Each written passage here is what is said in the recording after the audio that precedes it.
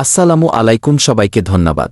আমাদের আজকের বিষয় হলো আমরা ঘরে বসে কিভাবে এসএসসির মার্কশিট বা রেজাল্ট বের করতে পারি।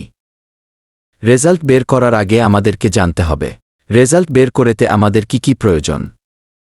Role number, registration number, board ও পাশের সন। রেজাল্ট বের করার জন্য আমাদেরকে প্রথমে যেতে হবে যে কোনো একটি ব্রাউজারে। ব্রাউজারটি ওপেন করার পর আমরা টাইপ করব এসএসসি মার্কশিট। আমরা সার্চ করব, সার্চ করার পর আমরা অনেকগুলা লিঙ্ক দেখতে পাবে।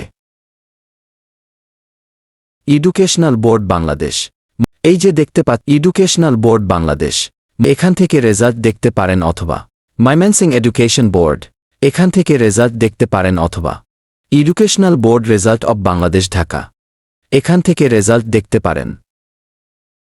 আমরা প্রথমে থাকা লিঙ্কে প্রবেশ করব।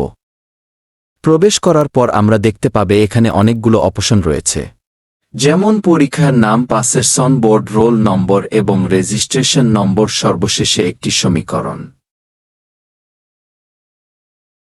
আমরা ক্রমানুসারে একটি একটি করে কাজ করব। প্রথমে আমরা কোনো পরীক্ষার রেজাল্ট বের করতে চাচ্ছি তা সিলেক্ট করব, যেমন জেএসসি, এসএসসি, এইচএসসি, দাখিল ও ডিপ্লোমা, সকল পরীক্ষা দেখতে পাব। আমরা পরীক্ষা সিলেক্ট করার পর পরীক্ষার সন সিলেক্ট করব। এখানে অনেকগুলো অপশন দেখতে পাব। আমরা আমাদের পরীক্ষার সালটি সিলেক্ট করব, যে সালে আপনি পরীক্ষা দিয়েছেন তা সিলেক্ট করব। এরপরে আমরা বোর্ড সিলেক্ট করব, যে বোর্ড এ আপনি পরীক্ষা দিয়েছেন। এরপরে আমরা রোল নম্বর দিব, রোল দেওয়ার পরে আমরা রেজিস্ট্রেশন নম্বর দিব। সব শেষে আমরা একটি সমীকরণ দিব, এখানেও দেওয়া আছে 9+2 সমান কত, আমরা তা দিয়ে দিব। নিচে দুটি অপশন দেখতে পাব, আমরা সাবমিট অপশনে ক্লিক দিব।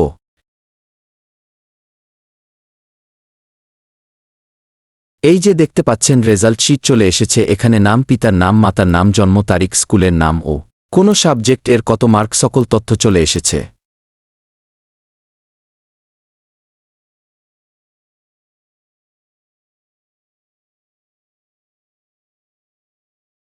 এটিকে প্রিন্ট করতে চাইলে কিবোর্ড থেকে কন্ট্রোল-P বাটনে ক্লিক করতে হবে।